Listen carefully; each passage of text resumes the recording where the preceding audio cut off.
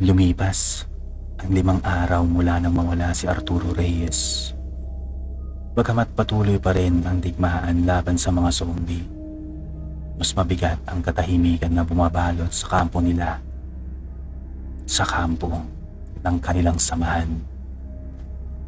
Hindi lamang dahil sa pagkawala ng mga kasamahan nilang mandirigma, kundi dahil unti-unti nilang nauunawaan na walang sino man ang ligtas sa digmaang kanilang kinaharap. Sa ilalim ng isang malaking puno sa paanan ng bundok Banahaw ay tahimik na nakaupo si Selena. Sa kanyang kamay ay hawak niya ang lumang relo ng kanyang ama. Ang tanging bagay na naiwan nito sa kanya noong gabing yun. Tahimik lamang siyang nakatingin sa kalangitan hanggang sa may umupo sa tabi niya, si Jason. Hindi ka pa rin natutulog? At sabi ni Jason. Hindi tumingin si Selena sa kanya at sinabing, kapag pinipikit ko ang mga mata ko, nakikita ko pa rin siya. Tahimik si Jason. Sa loob ng 300 taon, marami na rin akong nawala. Marami na rin nawala sa buhay ko. Ngayon lamang tumingin si Selena sa kanya at tinanong niya, nasasanay ba ang isang tao sa pagkawala ng mahal nila sa buhay?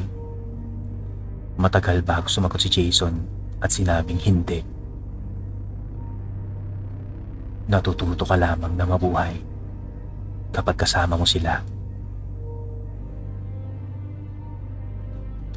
Kinabukasan ay muling pinag-aralan ni Selena ang mga dokumentong nakuha nila mula sa laboratorio ni Dr. Victor. Kasama niya sina Claire at Noah. Habang binabasa niya ang isa sa mga lumang tala, ay may napansin siyang kakaibang simbolo. Pareho nito ang simbolong nakita nila sa dibdib ni General Omega. At sa tabi nito ay may nakasulat na mga salitang Lux Aeterna, bukal na liwanag. Agad niyang tinawag sina Jason at ang iba pa. Ano ang nalaman mo? Ang tanong ni Amara. Sa tingin ko, hindi lamang kayang pahinain ng bukal ng liwanag ang antidote X at natahimik ang lahat. Sa tingin ko, kaya nitong sirain ang pinagmulan ng virus. Nagkatinginan ng lahat. Kung totoo yun, maaaring iyon na ang kanilang huling pag-asa. Ngunit may isang problema. Walang nakakaalam kung saan matatagpuan ang bukal na liwanag. Hanggang sa magsalita si Balor. May alam akong isang nilalang na maaaring makatulong. Sino? Ang tanong ni Gorok.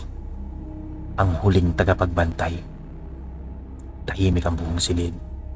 Maging sina Gorok at Amara ay tila nabigla.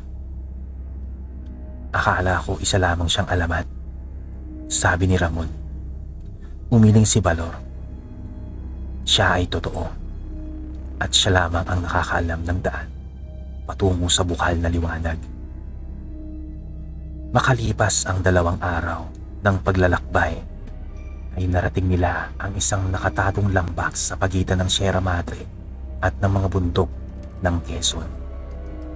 Doon nila nakita ang isang matandang babae na nakaupo sa ilalim ng isang napakalaking puno na balete. Simple lamang ang kanyang kasuotan, ngunit kakaiba ang kanyang presensya. Parang ang buong kagubatan ay humihinga kasabay niya.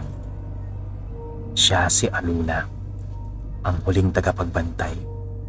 Mahigit 1,000 taon na siyang nabubuhay. At siya ang huling tagapangalaga ng balanse sa pagitan ng tao at mga nilalang. Alam ko kung bakit kayo narito. Hindi na siya naghintay ng sagot. Tumakas na naman ang kadiliman. At lumapit si Selena. Kailangan namin ang bukal na liwanag. Tahimik na tumingin si Aluna sa kanya. Pagkatapos ay tumingin siya kay Jason. At kailangan mong pumili. Napakunot noo si Jason. Pumili ng ano? Ang tanong niya. Kapag ginamit ang kapangyarihan ng bukal na liwanag laban sa Antidote X, ay may kapalit. Tahimik lang ang lahat. Tatanggalin ito ang anumang sumpa na nilikha ng kadiliman. Biglang naunawaan ni Jason ang kanyang ibig sabihin. At ito ang pagiging vampira niya. Kung gagamitin nila ang kapangyarihan ng bukal na liwanag, maaaring mawala ang kanyang pagiging vampira. Maaaring maging tao siyang muli, o maaari siyang tuluyang mamatay. Tahimik ang buong grupo. Sa unang pagkakataon, matapos ang maraming taon, ay nakita ni Selena ang takot sa mga mata ni Jason. Hindi takot sa kamatayan, kundi takot sa hindi niya alam. Kinagabihan ay mag-isa si Jason sa gilid ng ilog. Narinig niya ang mga yabag ni Selena sa likuran.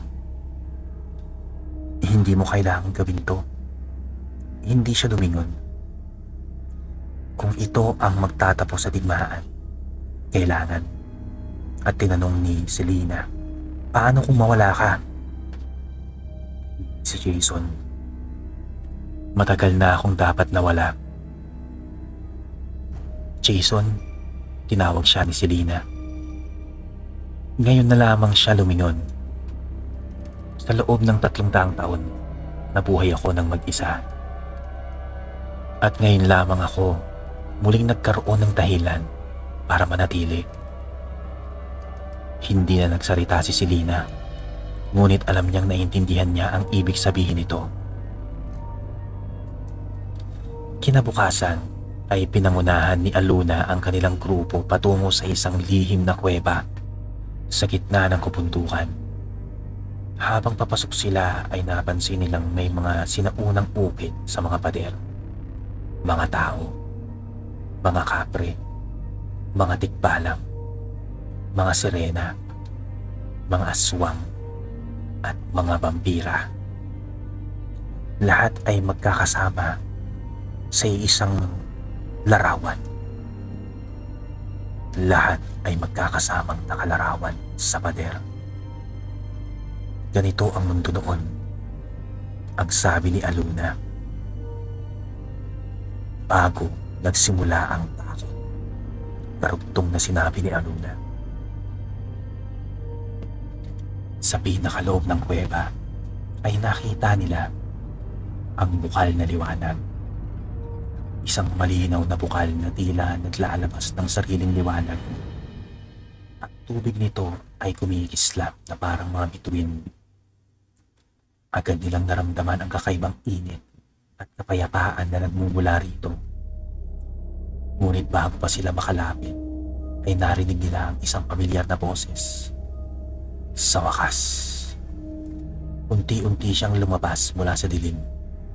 Si Dr. Victor Montenegro. Kasama niya si Sarah at ang daan-daang mutant zombie. Minadali niyo ang trabaho ko. Ngumiti ang doktor habang nakatingin kay Jason. Dalhin mo sa akin ang vampira. Agad na sumugod si Sarah at muling nagsimula ang labanan. Habang nakikipaglaban si Jason kay Sarah, ay hinarap naman ni Nagorok, Ramon, Amara, Agila at Lilith ang mga mutant zombie. Ang buong kuweba ay naging larangan ng digmaan. Sa bawat sandali ay may bumabagsak, may nasusugatan, at may nawawala. Sa gitna ng laban ay nakita ni Dr. Victor si Selena at ngumiti siya at sinabing, ikaw ang kainaan niya. Bago pa siya makakilos ay bigla siyang hinawakan ng doktor. Jason! At napalingon si Jason. At iyon ang pagkakataong hinihintay ni Sarah. Tinamaan si Jason ng malakas na pag-atake at bumagsak siya sa lupa. Bitawan mo siya, ang sabi ni Jason, ngunit tinawanan lang siya ni Dr. Victor. At sinabing, ibigay mo sa akin ang iyong dugo at mabubuhay siya. Tahimik si Jason. Pagkatapos ay tumayo siya.